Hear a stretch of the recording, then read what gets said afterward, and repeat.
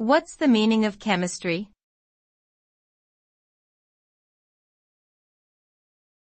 Chemistry.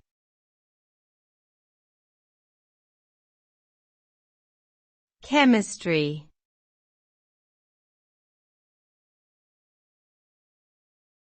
Chemistry.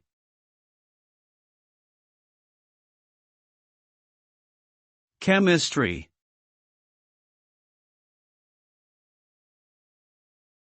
Chemistry is the scientific study of matter and the chemical reactions between different substances. It involves understanding the properties, composition, and behavior of atoms and molecules and their interactions with one another.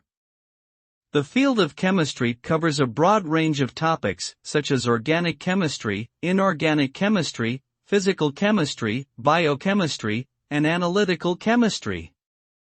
Through experimentation, observation, and theoretical modeling, chemists have made countless discoveries and developed numerous applications that have revolutionized our understanding of the world and improved our daily lives in areas as diverse as medicine, materials science, and energy production.